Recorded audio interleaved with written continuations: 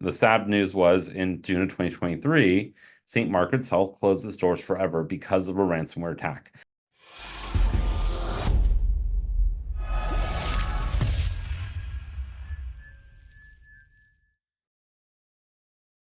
Hello, everybody, and welcome to a hotly anticipated version of the Life Sciences Dreamin webinar, which we have been having once a month to tell you different things about Salesforce. And today, I am beyond thrilled to introduce you to new author, Matt Meyers. He wrote this spectacular book that he is going to tell you a little bit about this whole story today.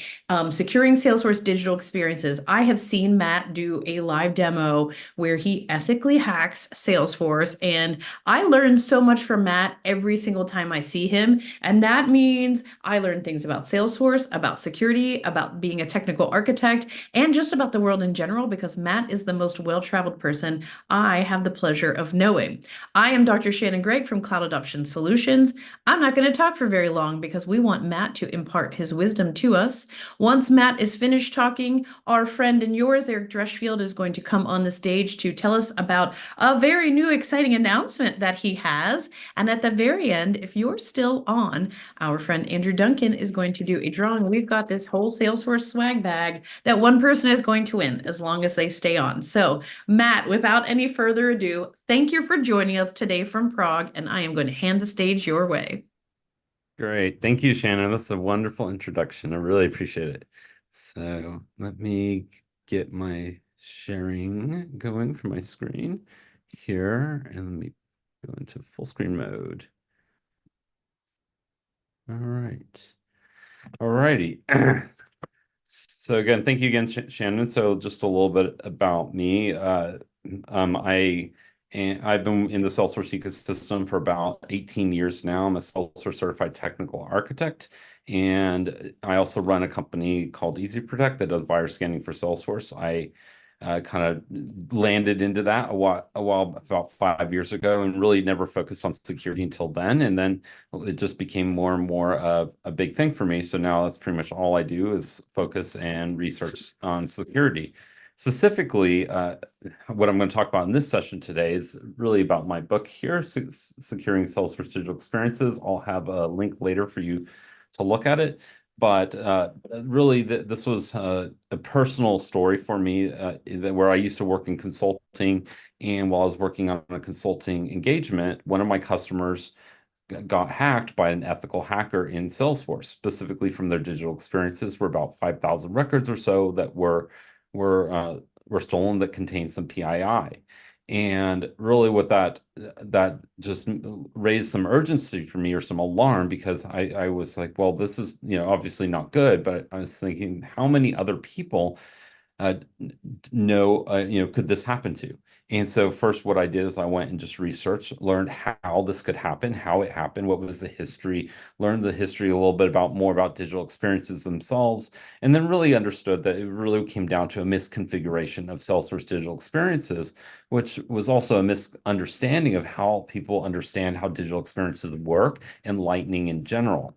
And so then what I did is I went into various shows, including Life Sciences Dreaming, and doing research, asking the audience about digital experiences, security, and what they understand about security, about the same problem that happened.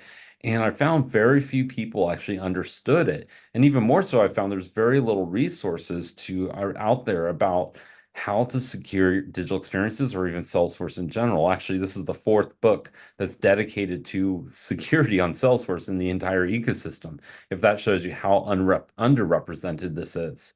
So really what I'm going to go through here in this is just going to talk through a little bit about some facts about security in Salesforce, and educate you a little bit about some things that you should be considering or thinking about when working with digital experiences in Salesforce. The first thing I want to do, especially this is a life sciences dreaming event, so I wanted to start with an interesting story about, this is not Salesforce related, but something that could happen in Salesforce for real. So imagine a ransomware attack hit this healthcare institution in 2021, and it basically halted the ability of this hospital to submit claims to insurers.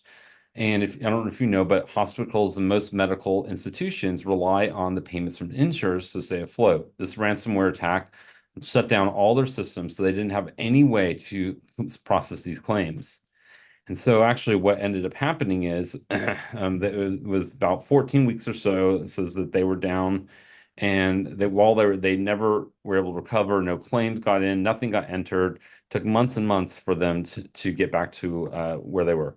And then information or what kind of critical information do you have in your Salesforce that keeps your business running? If let's say, let's turn this around, this wasn't Salesforce, but what if it was? If you're, I know a lot of healthcare agencies are using Salesforce for processing claims and managing patient data. Imagine if Salesforce got locked out. What what would be the impact on their organization? Well, and also what if that data got out, all the information that is in their Salesforce, all the patient information, all of that got out onto the dark web or and sold forward to the highest bidder. So that's some really scary stuff. So now what I'm going to do is just kind of, going from that a real story there. Let's just go into learning about some metrics here or some statistics, which I found very interesting. And this is something that a lot of people don't really can think of or realize. And it's pretty scary. So first thing here is how many records were exposed globally in Q3 of 2022. So we have 15 million records were exposed, meaning they were stolen, records with sensitive information just in Q3 of 2022. And that basically gets down to 68 seconds, records per second are being exposed. So first question is, how many records have now been exposed since Shannon talked and then now I've been talking? It's probably quite a lot. And so that's kind of thinking of like what kind of damage could that be done? The next is how many days on average does it take to detect a breach? This one surprises everyone. 206 days to detect the breach and another 70 to recover from it. So again, just think to yourself, what could someone do to your organization if they had access to your systems for 206 days? What kind of damage could they do? What could they steal? What kind of damage could they do to your customers, to your employees, to your partners? That's a really scary number if you ask myself. And then the last one here is what is the global cost of a breach? And I'm going to spend a little bit of time on this one because this one is a little bit of a loaded number. So it's 4.36 million on average per breach globally, or $9 million in the US. Counts to about $150 per record loss globally. But that doesn't include all of those other costs that people don't think about. So we're actually building a calculator right now to calculate the actual cost based on real data by industry. And it comes up to a really, really big number. If you think about first, how much, when one thing is like when a customers are losing their, sorry, what when a breach happens against a company, customers lose confidence in that company. I've read one metric in one industry that says 60% of people said they will leave a company immediately upon a breach. So what would happen if 60% of your customers lost? How much would that cost you? Then how much does it cost to regain all those customers? What are the legal costs of that? What does it cost to repair your reputation? So you're really talking when you add all those costs up to about 100 million or more for a single breach. So now that's a pretty scary number. So now the next question I want to ask, just part of this, is how confident are you that there are no holes in your Salesforce? Well, these are some of the statistics. When I was going around, going to all shows last year, asking people, and most people found I was kind of scary that we had 25% saying they thought their Salesforce airtight, another 40% saying they were only slightly concerned. Only 4% were saying they were actually concerned. And so but in reality, this should be flipped. And actually, after I gave my speech in every session, the numbers were flipped. 100% of the people were very concerned. And really, if you're not in that number 3 and number 4 region, then you probably should be thinking to yourself, why am I not there? Because even if you have the best controls in your Salesforce and you think you have the best controls, I guarantee you there's always going to be a hole somewhere. And you need always be thinking about, how do I plug those holes? How do I monitor to ensure that that data is not escaping Salesforce? Another thought-provoking question: could someone be accessing your customer data right now while I'm speaking? All right, so I'm going to pass that one. I'll go on this one really quick.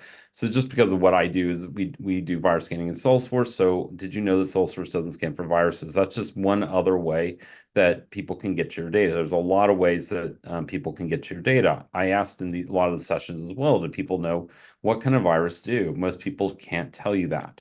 Most people just think that it's have saying things like, well, it's about viruses, you have to pay money because of ransomware. But the truth is, both viruses and misconfigured Salesforce environments can open the door to attackers to steal your data. So you need to make sure that you're protecting against both. So now let's talk. I'm going to slow down a little bit here, and we're going to talk about, well, what are some of the things that were the risks that you will need to be aware of in Salesforce? This is now kind of got to here are the dangers, here are the things that the metrics, the statistics of things that you should be aware of in Salesforce. Now let's talk about what is it? How can people get to your data? What are the things that you need to be thinking about in Salesforce? So the first thing to talk about is Lightning. And Lightning is in any time in your back end of Salesforce, and Lightning, of course, is also in your digital experiences. A lot of people think that if I hide the user interface, I hide the record layout from the user interface, people can't get to those records. Well, as long as you know the URL to get to a record, you can still get to it. If I have an ID and I just plug in this is not the right path, but the right path to get to a record detail page, for example, a case. If I have access to view that case, I can see that case. I can edit it. I can even delete it straight from the UI without doing anything else, as long as I have the right URL. So that's one thing you need to be very cognizant of. And number one rule is make sure that that that all your users, and this includes your guest user, authenticated community users, internal users, can only see the data, see, edit, delete, have the data that they should have access to. Just because they can't see it on the user interface doesn't mean they don't have access to it in another way. And specifically here, like I said, here on the Lightning experience, again, you could just put a URL in. I can get to a record if I can see it. If I can't see it, then obviously I cannot get to the record. I can't do anything with it. Another thing about the Lightning experience, that this is the kind of what happened in my book and actually in real life, was this ethical hacker went into the digital experience and found that there's a lot of these unpublished APIs that they can get to, and you can execute operations similar that you would do in the Salesforce user interface, or even do using Salesforce's APIs like the REST API. The only difference is with the guest user, in the community, you do not need to be authenticated to use it, because all guest user it's unauthenticated by design. And these APIs here, they run your Lightning experience. So everything you see, all your page layouts, all your fields, buttons, your boxes, all of that is rendered using these APIs. So Salesforce can't hide these APIs. And even if you turn on API disable the API enabled flag, these APIs still work because they are not the standard APIs. They are what run Lightning. So for example here, this is just one example of a bunch of code here, but someone could run a command on one of those public APIs, the guest user, and if that guest user has access to case information, for example, I could then pull down all the cases. If there's sensitive information in the cases, I could pull those down. So again, it goes back to what I said earlier. You need to make sure that those users, including especially your guest user, but also all of your authenticated users, do not have access to the data. Otherwise, they can be retrieved using these APIs, or even by the URLs I was showing before. Even more scary here is these APIs not only let you retrieve data, but you can also update record data, you can edit record data, and even delete record data. You can also execute Apex classes. And last, you can also execute flows. So anything in any of those standard types of functionalities in Salesforce that you typically would think that someone doesn't have access to execute unless you specifically designed it. Well, in here, all of that can be accessible from these APIs if the user has access to execute those flows, those Apex classes, or get to that data. So here's another example of I kind of just touched on, for example, in Apex classes. So just take this quick example of this code. Even if you don't understand Apex, I'll kind of talk through this. So what this code is doing is a couple methods here. One, what it does is it takes a list of records and deletes the records. And notice this is without sharing. What this means is anybody with access to this class that has Salesforce record IDs could actually delete any record in all of Salesforce. This was actually a real method and class that one of my customers had in their orgs. And what this basically means is, and this was actually exposed to the guest user. So that basically means that anybody in the entire world that had access to record IDs in their org could delete any record in any object in their entire Salesforce environment, which is pretty scary. And now let's just couple that with what I was talking about earlier with that API. They also exposed public read-only certain objects. So that was a perfect pairing here. So basically, they had all the IDs to certain objects, and they had a method that they could execute without anyone stopping them to delete all those records. There's a lot of worse things you can do too. So for example, here's another method that someone could execute, and it's a fuzzy search. And that returns a bunch of information, including, look at that, birth date and social security number. And someone could, using that same API, execute this and just keep sending various information until they got things back. And then what would happen is they'd be returned contacts with all the sensitive information, just because they had access to these methods. So one of the key things to think about with Apex is Apex classes, Salesforce lets you lock them down by profile. So you make it so that you can't execute an Apex class you don't have access to. But the problem with Apex classes is most people develop them by business function and not security function. So for example, let's say this first method here was supposed to be accessible by only a privileged user, and this one may be still an authenticated user. But then maybe there's a third method in here that was needed to be executed by the guest user. But they didn't split them out. They just gave the guest user, the privileged user, and the authenticated user access to this class, which then automatically gave anybody access to all the methods in the class. So instead of building your methods in your classes by business function, what you need to do is separate each of them out by security function. One for your guest user persona, one for your authenticated user or general community user persona, one for your super user persona by business function. So really it should be by security function, by business persona. So that way you're not exposing classes that have ability to do destructive things or return data that people shouldn't be getting access to. Because in this case, even if you had locked down the user correctly with all of their data, because this is without sharing, you now can get all the data back that you normally wouldn't have access to because of that. So this should be used very sparingly, giving people only access to, so you're not really returning data to the front end that when you're using without sharing, and you should be doing only operations that someone couldn't manipulate that operation using those APIs. So remember, again, I'm going to say this a million times, just because you can't see it on the UI doesn't mean someone can't get to it. If anybody can use the Lightning APIs, as long as they have access to execute Apex classes, retrieve data, delete records, update records, or insert records even. So you just want to make sure that whoever you're giving this access to in Salesforce, that they should be executing those methods. All right, very scary. Sounds bad. What should you do though? I mean, sometimes you have to expose some of this. Sometimes you want to be able to submit cases on your website and to unauthenticated users. Should you just not submit cases? Let people submit cases? Should you not collect leads? Well, of course not. And so we could just lock everything down. This is one of my favorite quotes here. If you want total security, go to prison. There you're fed, clothed, given medical care, and so on. The only thing lacking is freedom. And then one other one. In the world of cloud computing, there is a saying that goes, you can't secure 100% of your data 100% of the time. To do so would be shut down the system, making it completely unusable.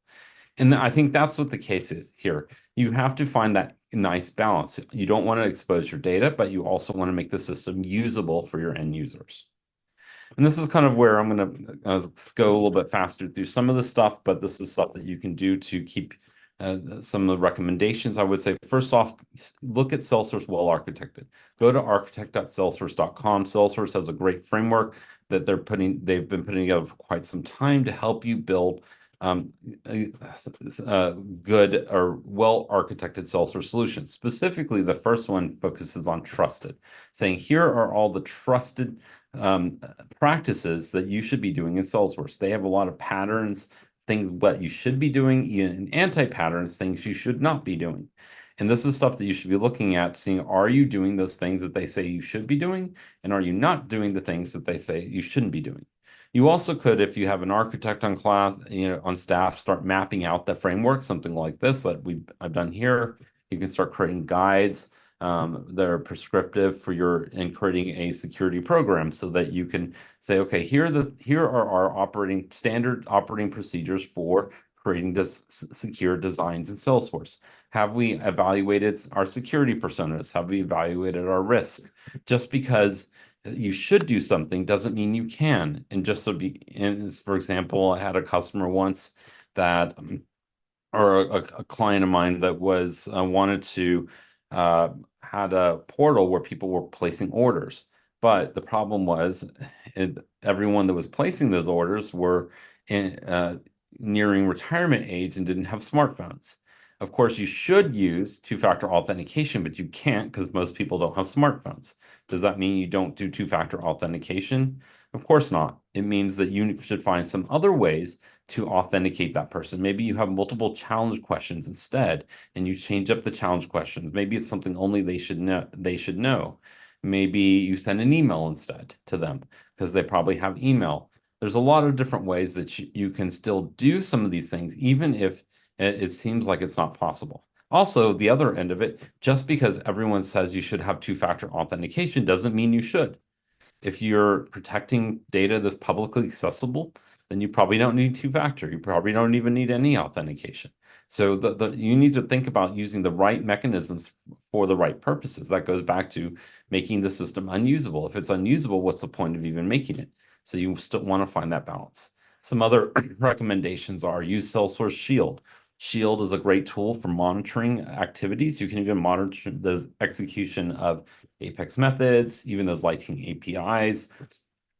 So you can see if people are trying to abuse your system, or maybe things that people are accessing things that they shouldn't have, so you can track maybe some misconfigurations in Salesforce. There's also the guest user sharing access report. This is under the setup menu. Will tell you what kind of objects the guest user has access to, what records. One caveat here is it does not track files. So if a guest user has shared files, this won't show you that. But outside of that, this is a good thing for your guest user. There's another App Exchange package out there called the Guest User Access Report that gives you a little bit more detailed view into some of what your access looks like in Salesforce, and that's another good thing to use. Other ones run health check. Health check is a good baseline. It doesn't cover everything, but it does cover a lot of the standard settings that you should have enabled. You can also create your own custom baseline as well for certain things, just so you can see that where are you with your security based on your organization's best practices. Obviously, scan files and Salesforce. Obviously, I had to say that since I run a virus scanning company, but it is something important if you are uploading files to Salesforce. Last but not least, get my book. If you want to download it, here's a QR code. Go to book.mattmeyerscta.com to access the book, download it. A lot of I tell the whole story in the book of kind of how my day unfolded, how it happened, what we did to fix the problem. I also have a bunch of best practices in Salesforce security. I just went over a few of them here, but a lot more are contained at the end of the book there. In addition to talking a little more about how you can use well-architected to create a well-architected solution in Salesforce. And then last but not least, here's just some other resources you can use that are available out there. I've got a YouTube that shows physically how someone could use the APIs to get data from your Salesforce. I have a weekly security blog I put out. And here's my LinkedIn and my Instagram as well. But that's just about it. I think at this point can open up for questions. Please, if you have any questions for Matt, pop them in the Q&A box and we will read them to him, knowing that he has just a few minutes. He is joining us live today from Prague, and Matt is about to head off to the VIP dinner there. So you'll see that he's posted many ways for you to get in touch with him. So please definitely follow Matt and follow EZ Protect by Adaptis. And this book, I will tell you, last Monday we were at Mid-Atlantic Dreamin', and Matt's booth was absolutely swarmed with people picking it up, and we felt pretty fortunate to pick it up. You just published this, right, Matt? It's brand new. Yep. It actually launched on Amazon on the 30th, and last week at Midnight Dreaming was the official launch of the book. So exciting. Congratulations. And like I said, I recommend it to everybody. We have been working our way through this book, and Matt has taught us all so much. I know that you've learned a lot here. Matt, before we let you go, we do have a question. Oh, we've got two questions. You mentioned separating methods by business case and security. Would you ever build different Apex classes by user type? By user type. I think that really is basically saying the same thing. So think of each user type is really, you think about that is the business persona. So it depends on, that's each type of user, or you can call them the security personas, which is a similar to the types. And so really, I would say answer really is yes. I would build, the Apex classes and separate the classes out specifically by your type, but I wouldn't just specifically say user type. I would go back to that terminology, a bit business persona slash security persona, because your security persona is really who is accessing those resources in Salesforce. So you really should split it up by that. So think of like maybe I don't know, sales manager, sales rep, sales VP. Those would be security personas and business personas together. Awesome. Thank you so much. Thanks for the question, Mike. And thanks for the answer, Matt. Matt, we had a question that we wanted to ask you as a team, which is, what type of soft skill do you use to keep yourself calm when you see something like a giant breach or security disaster that you can predict is going to happen? Because you do always seem like you are in control of your emotions. It, I guess it's a learned skill. I can tell you I was not that much in control that day that this happened, but I think you just kind of learn to live with it. And you said it's really that you do the best you can. I don't think there's ever going to be a time in security that you're going to have a impenetrable org. Nothing is impenetrable. Unless you lock it up in a room with no internet, no doors, complete, but then no one can get to it either. So it's just really just making sure that you know that you're doing the best that you can do, and always keeping an eye on things, and always monitoring things. And then you can at least sleep at night because you've done the best you possibly can to keep your data safe. Outside of that, it's really up to the powers that be, I think, at that point. So that's kind of the best I can say I for love that. it. Thank you, Matt. Those are great words of wisdom. And of course, risk mitigation is something that we never feel is ever complete, but that is inspirational.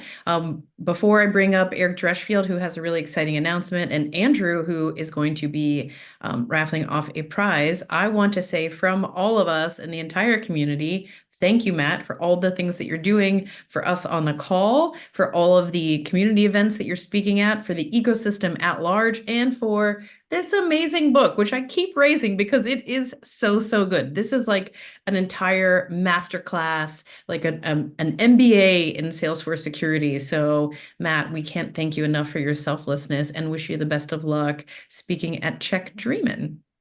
Thanks, Shannon. Appreciate it. Thank you so much, Matt. Matt Meyers of EZ Protect by Adaptis, a wonderful human, criminally smart, but using his criminal smarts for very, very good for all of us in Salesforce.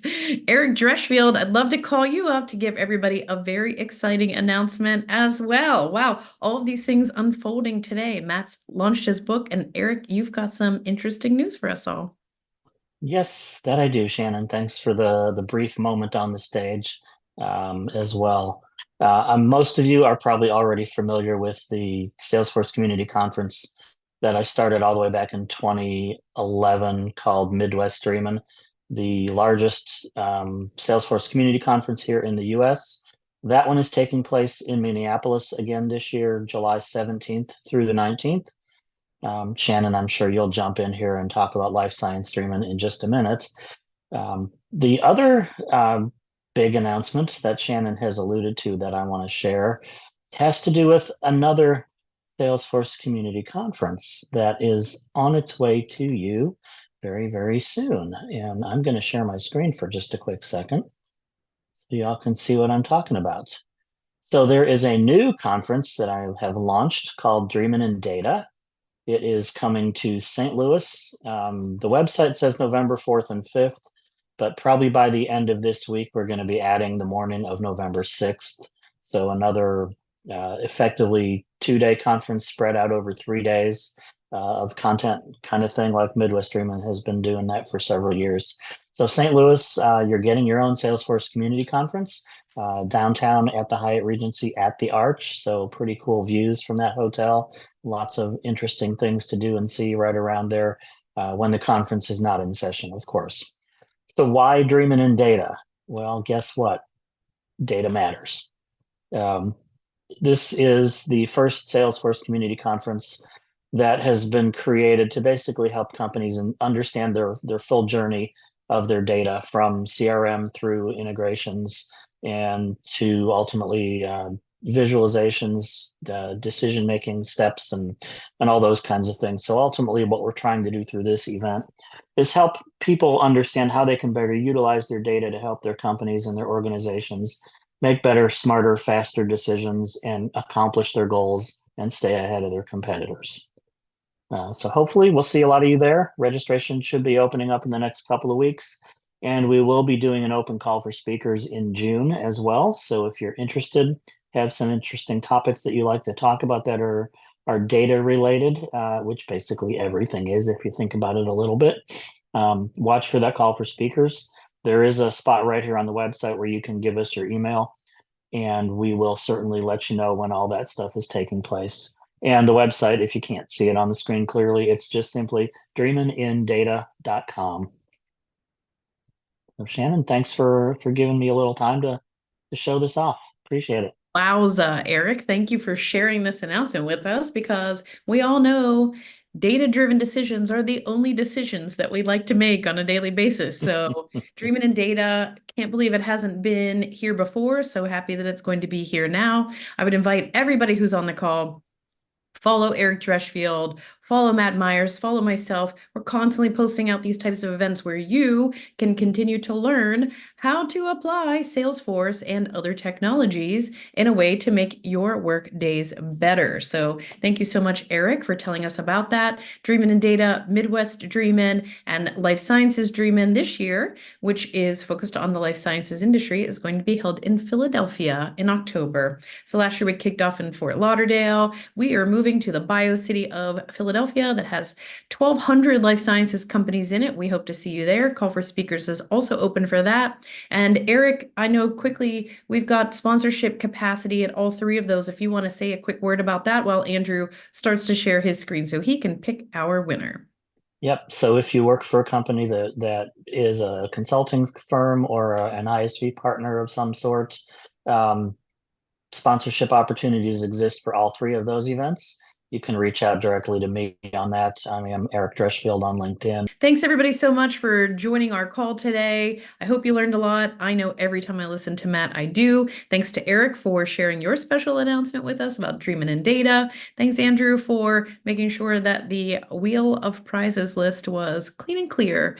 All right, everybody, we will see you next month. We will be joined by Jim Goldfinger, who is going to share innovative use cases of Salesforce. I'll tell you, when he did a practice of this, way before the Life Sciences Dreamin' Conference, I thought it was awesome. Then he did a version of this at the Life Sciences Dreamin' Conference. And since then, he showed me something with AI that absolutely blew my mind. So I know I can't wait until next month, and I hope to see you there. Have a great day, everybody.